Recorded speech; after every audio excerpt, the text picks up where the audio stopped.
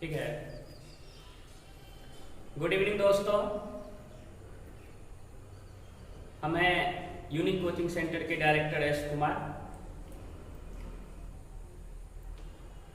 आज आप लोग के बीच ऑनलाइन क्लास में और खासकर बता दें कि अभी जो महामारी चल रही है इसमें हर मानव एक विषम परिस्थिति से जूझ रहा है।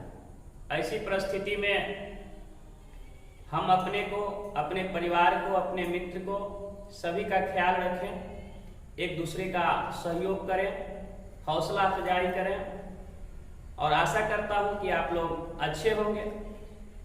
आज के इस क्लास में हम आप लोगों से बात करेंगे केमिस्ट्री की क्लास, और क्लास 10th के लिए आज केमिस्ट्री का दूसरा चैप्टर का अंतिम टॉपिक लेके आया हूं, प्लास्टर ऑफ पेरिस। तो आप आइए, सबसे पहले हम इस चैप्टर का नाम लिखते हैं और ये देखिए क्लास 10th का है। सबसे पहले हम लोग क्लास 10th यहाँ लिख लेते हैं और आपका जो सब्जेक्ट है वो केमिस्ट्री है। और यहाँ जो हम लोग बात कर रहे हैं दूसरा चैप्टर जिसका नाम है अम्ल, भास्म तथा लवण। तो ये केमिस्ट्री का दूसरा चैप्टर, इसको अंग्रेजी में भी हम लोग लिख लेते हैं acid, base and salt. Acid, base and salt ये केमिस्ट्री का दूसरा चैप्टर है, जैसा कि आप देख पा रहे हैं। और इसका हम अंतिम टॉपिक पर आज बात करेंगे। इससे पहले के क्लास में हम लोगों ने ब्लीचिंग पाउडर, उसके गुण और उपयोग के बारे में हम आपको जो है बता चुके हैं। और आज के क्लास में इसका last topic plaster of Paris बनाने की विधि, उसके गुण और उपयोग के बारे में पढ़ेंगे।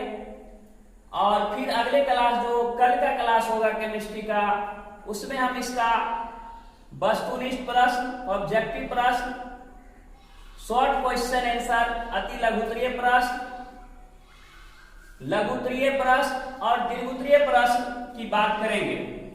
लेकिन आज सबसे पहले हम जानते हैं क्वेश्चन हम यहां से रखते हैं इस तरह से। क्वेश्चन नंबर जो है 1 लिखते हैं और लिखते हैं प्लास्टर ऑफ पेरिस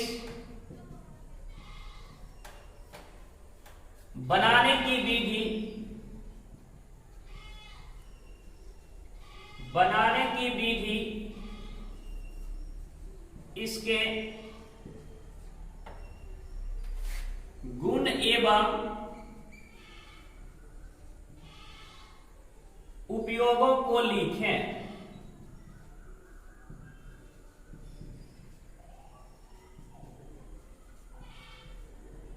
ये देखिए, जैसा कि आप बोर्ड पर क्वेश्चन देख पा रहे हैं कि plaster of Paris, plaster of Paris बनाने की विधि, इसके गुण एवं उपयोगों को लिखें। और आप मैट्रिक बोर्ड का क्वेश्चन बैंक देखेंगे तो विगत कई वर्षों में इस क्वेश्चन को परीक्षा में रखा गया है, इसलिए हम इस पर परीक्षा के दृष्टिकोण से बोर्ड मॉडल लिखते हैं। और आज के क्लास में हम आपको बताएंगे कि प्लास्टर ऑफ पेरिस कैसे बनाया जाता है। तो दोस्तों, हमें यहां शुरू करते हैं आंसर। और खास करके यूनिक कोचिंग सेंटर के कुशेश्वर स्थान के सभी छात्र छात्राओं के लिए यह वीडियो बनाया जा रहा है और आशा करते हैं कि आप इसे देखकर पढ़ेंगे, समझेंगे और लाभान्वित भी होंगे। तो क्वेश्चन एक बार फिर से हम आपके बीच दोहरा दें। क्वेश्चन हमारा है प्लास्टर ऑफ पेरिस बनाने की विधि, इसके गुण एवं उपयोगों को लिखें। तो जैसा कि आपको जानकारी है कि हम कई बार ऑफलाइन क्लास ली के उसमें बता चुके हैं कि आप प्रश्न अगर सही से समझ गए तो समझिए उत्तर आप समझ गए। केवल हमको प्रश्न को अच्छे से समझना है और जवाब देने के लिए हम लोग को प्रिपेयर रहना, तैयार रहना है कि पहले हम क्वेश्चन को अच्छी तरह से समझें फिर जवाब जाने। तो क्वेश्चन हमारा फिर से दोहरा देते हैं कि प्लास्टर ऑफ पेरिस बनाने की विधि, इसके गुण एवं उपयोगों को लिखें। तो जानते हैं कि प्लास्टर ऑफ पेरिस, तो आइए आंसर में सबसे पहले हम लोग ये बोल्ड लेटर में हेडिंग बनाते हैं प्लास्टर ऑफ पेरिस। ये देखिए इस तरह से हम लिख रहे हैं प्लास्टर ऑफ पेरिस और इसको अंडरलाइन कर देते हैं इस तरह से हम लोग। और इसका जो है आणविक सूत्र हम लोग लिखते हैं, तो आणविक सूत्र इसका हो जाएगा CaSO4 whole twice H2O। CaSO4 whole twice H2O इनका जो है रासायनिक नाम हम लोग लिखते हैं और यहां से आप देख पा रहे हैं कि आणविक सूत्र CaSO4 होल ट्वाइस H2O, रासायनिक नाम हो जाएगा इसका कैल्शियम सल्फेट। इस तरह से हम लोग लिखते हैं कैल्शियम सल्फेट हेमीहाइड्रेट। ये आप देख पा रहे हैं इसका रासायनिक नाम है कैल्शियम सल्फेट हेमीहाइड्रेट। तो एक बार फिर से आप जान लीजिए कि प्लास्टर ऑफ पेरिस का जो है रासायनिक नाम कैल्शियम सल्फेट हेमीहाइड्रेट। तो मुझे आशा है कि आप समझ गए होंगे इसका। अब यहां से हम बात कर लेते हैं बनाने की विधि। तो बनाने की विधि पर हम लोग चलते हैं। तो जैसा कि आपको जानकारी है कि ये प्लास्टर ऑफ पेरिस हम कैसे बनाएंगे, तो इसमें हम लोग क्या करते हैं कि जिप्सम को 120 डिग्री सेल्सियस ताप पर गर्म करते हैं। कितने डिग्री सेल्सियस? 120 degree Celsius. इसलिए हम लोग लिखेंगे कि जब जिप्सम को 120 डिग्री सेल्सियस ताप पर गर्म किया जाता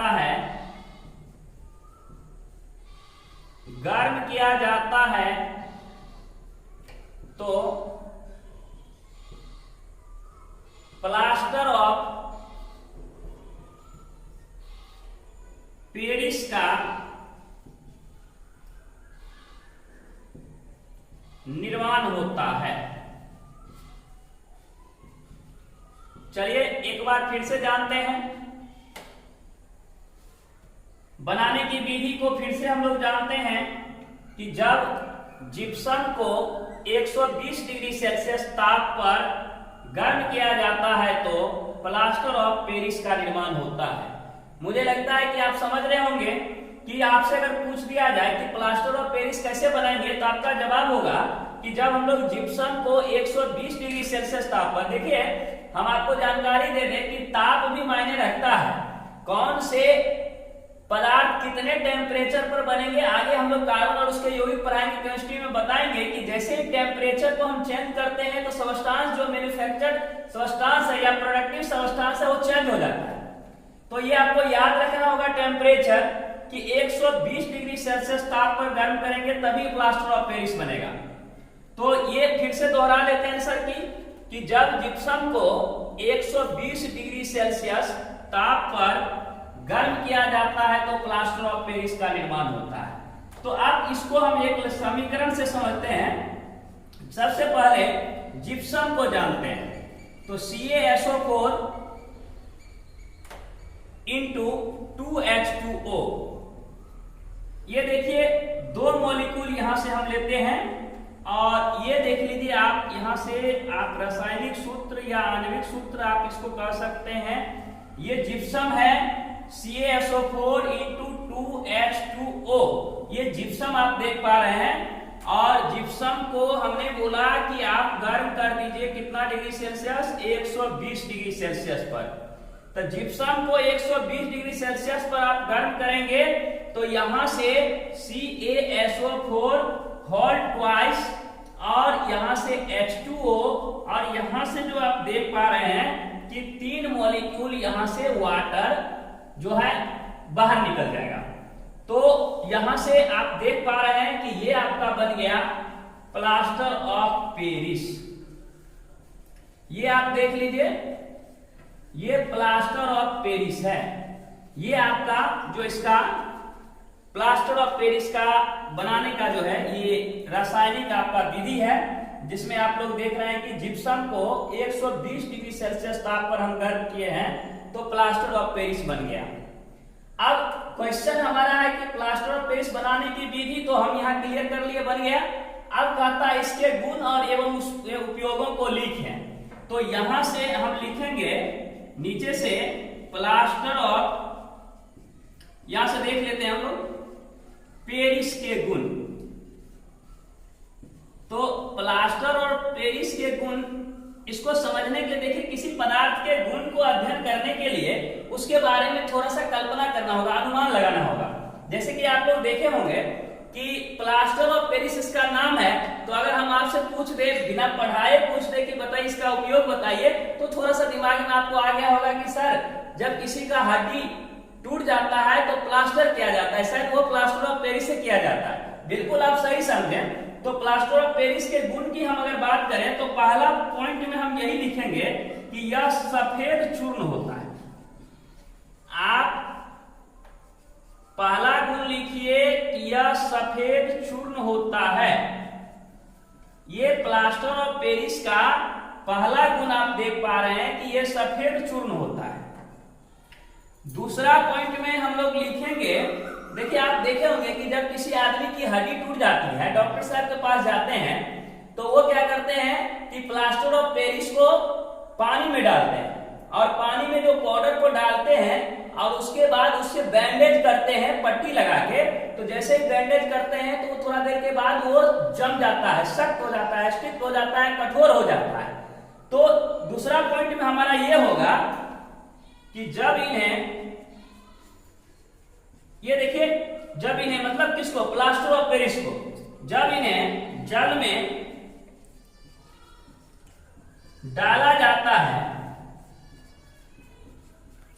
जब इन्हें जल में डाला जाता है तो यह तेजी के साथ, बहुत तेजी से जम जाता है, तेजी के साथ कठोर युक्त, या दूसरे शब्द में कह दे कि कठोर युक्त नहीं लिखते हम लोग, तेजी के साथ छिद्र युक्त, हम इस पर डिस्कस करेंगे अभी आपसे। छिद्र युक्त कठोर आवरण बना लेती है, छिद्र युक्त कठोर आवरण बना लेती है। आप कहेंगे सर ये छिद्र युक्त आप इसमें लिख दिए। देखिए होता क्या है कि जैसे मान लीजिए कि आपकी हाथ टूट गई और आप हाथ टूट गया, प्लास्टर कर दिया गया, तो हमारी जो त्वचा है यह पूरी तरह ढक जाती है, और जैसे ही आप इसमें जो ऑक्सीजन नहीं जाएगा, हवा नहीं जाएगा, तो आपको क्या लगेगा, त्वचा सड़ने लगती है। तो डॉक्टर साहब आप देखे होंगे कि डॉक्टर साहब कहते हैं कि देखिए आपका बैंडेज हो गया, थोड़ा सा हाथ को हिलाते रहिए। ऐसा क्यों कहते हैं? तो पहला तो ये कारण होता है हाथ हिलाने का कि आपका हड्डी सही जगह पर एडजस्ट होता है, और दूसरा ये होता है कि थोड़ा सा जो गैप मिलता है उससे कि हवा अंदर जाती रहती है, जिससे कि त्वचा सड़ता नहीं, उसमें सड़न नहीं होता। तो ये छिद्र युक्त कठोर आवरण बना लेती है। और ये हम लोग दूसरा पॉइंट जान रहे हैं, प्लास्टर ऑफ पेरिस के गुण। तो अगर इसको गुण के समझने में दिक्कत है तो मैं एक बार दोहरा दूं आपसे कि यह सफेद चूर्ण होता है, मतलब सफेद पाउडर होता है। और दूसरा है कि जब इन्हें जल में डाला जाता है तो यह तेजी के साथ छिद्र युक्त कठोर आवरण बना लेती है। तेजी से मतलब जल्दी वो जम जाता है। तो ये आप देख रहे हैं कि हम लोग प्लास्टर ऑफ पेरिस के दूसरा गुण हम लोग बात कर रहे हैं, दूसरा गुण की। अब यहां से आपका जो क्वेश्चन था कि प्लास्टर ऑफ पेरिस बनाने की विधि, तो हमने बनाने की विधि आपको समझा दिया। दूसरा था कि इसका गुण, तो हमने इसका गुण बता दिया। और तीसरा है इसका उपयोग। तो अब जो है हम जानते हैं प्लास्टर ऑफ पेरिस का उपयोग। तो चलिए इसको थोड़ा सा मिटाते हैं, और ये देखिए इसको हम लोग यहां से साफ कर रहे हैं।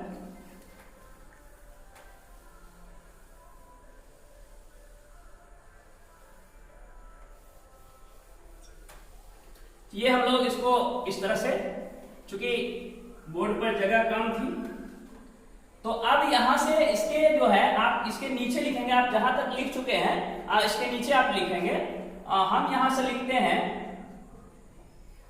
प्लास्टर ऑफ, अगर देखने में दिक्कत होगा तो ठीक से देख लीजिएगा, प्लास्टर ऑफ पेरिस।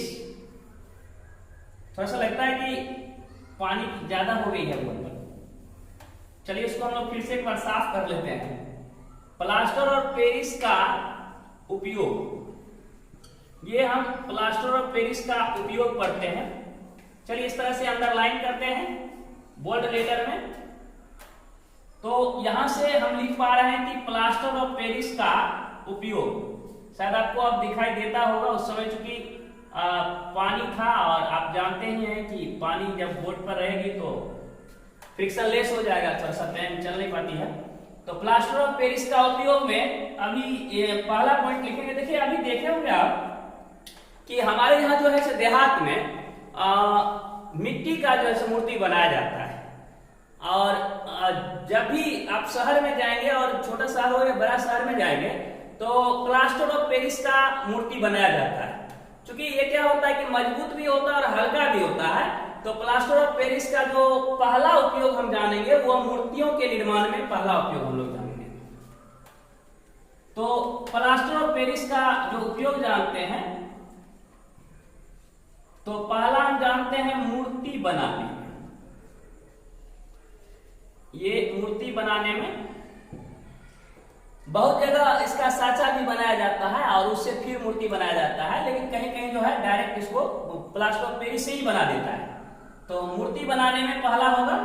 और दूसरा जो इसका उपयोग है, ये तो आप बढ़िया से जान ही रहे हैं कि अभी तुरंत कहे कि सर प्लास्टर, जैसे टूटी फूटी हड्डियां, तो उसको प्लास्टर करने में। तो दूसरा होगा कि चिकित्सा के क्षेत्र में, चूंकि डॉक्टरी लाइन में होता है इसलिए हम लोग लिखेंगे चिकित्सा के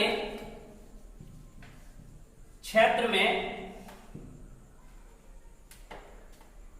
हड्डियों को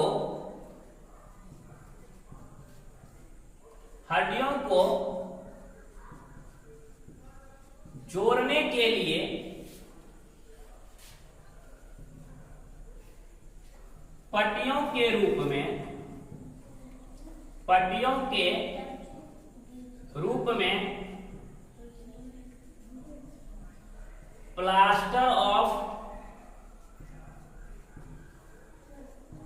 पेरिस का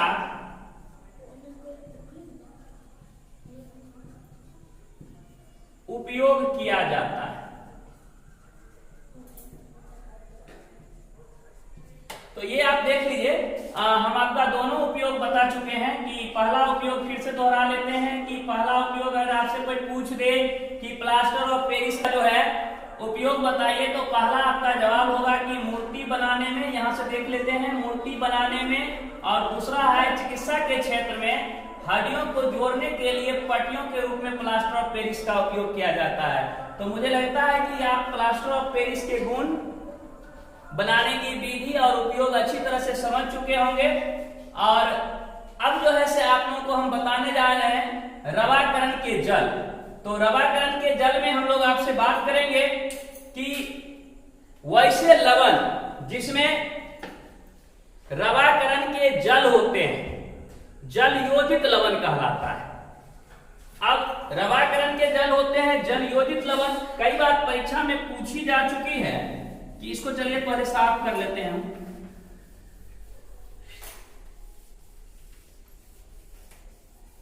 ये इस तरह से हम लोग इसको साफ कर लेते हैं। तो यहां से देखिए फिर से हम हेडिंग आपका अगला टॉपिक की चलते हैं, रवाकरण के जल। आप कहेंगे सर ये रवाकरण के जल क्या है, कुछ नया नहीं है, बिल्कुल पुराना है, आप इससे परिचित हैं। और लवण के बारे में बात करेंगे कि वैसे लवण जिसमें रवाकरण के जल होते हैं जल योजित लवण कहलाता है। तो यहां से इस तरह से स्टार मार के हम लोग लिखते हैं जल योजित लवण, जल योजित लवण। अगर अंग्रेजी की बात करें तो हाइड्रेट साल्ट होता है, इस तरह से HYDRATE hydrate, SALT salt. Hydrate salt जल योजित लवण। तो इसका हम लोग परिभाषा लिखते हैं कि वैसा लवण जिसमें रवाकरण के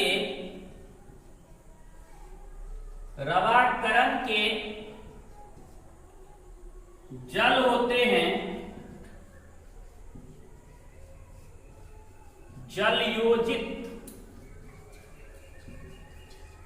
जल योजित लवण कहलाता है। ये आप जल योजित लवण कहलाता है। आप इसको फिर से यहां जानते हैं रवाकरण के जल में कि वैसा लवण जिसमें रवाकरण के जल होते हैं, जल योजित लवण कहलाता है। तो ये जल योजित लवण आप कहेंगे सर इसका कुछ एग्जाम्पल हमको बता दीजिए। बिल्कुल आपको एग्जाम्पल बताई जा रही है। देखिए पहला एग्जाम्पल हम वॉशिंग सोडा, ये देखिए वॉशिंग सोडा आप पहले पढ़ चुके हैं इसी चैप्टर में। इसको धोवन सोडा या धोबिया सोडा भी कहा जाता है। तो ये होता है sodium carbonate Na2CO3 into 10H2O। ये देखिए वॉशिंग सोडा है और इसमें जल है, इसलिए जल योजित लवण है। दूसरा तुतिया, देखिए ये जो है तुतिया के बारे में परीक्षा में पूछा गया था, है ना। तुतिया ये कॉपर सल्फेट है जिसको नीला थोथा कहा जाता है, CuSO4 5H2O, ये तुतिया है ना, कॉपर सल्फेट। ये आप देख रहे हैं कि ये जो आप देख पा रहे हैं ये रवाकरण के जल यानी जल योजित लवण है, ये जल योजित लवण है। अब क्या होता है कि जैसे ही इसको आप गर्म करेंगे तो गर्म करने के बाद क्या होता है कि इसके रवाकरण के जल वाष्प बनकर निकल जाता है, वायुमंडल में चला जाता है, तो एनहाइड्रस साल्ट यानी अनाद्र लवण कहलाता है। तो अनाद्र लवण की परिभाषा आप देख सकते हैं कि इसका ठीक उल्टा होगा। उसका परिभाषा हो जाएगा कि वैसा लवण जिसमें रवाकरण के जल नहीं होते हैं वो अनाद्र लवण कहलाता है, यानी एनहाइड्रस साल्ट कहलाता है। तो हम आपको चलिए थोड़ा सा ऊपर इसको साफ करते हैं बोर्ड को, और हम आपको बताते हैं अनाद्र लवण। अभी बात आप कर रहे थे जल योजित लवण, और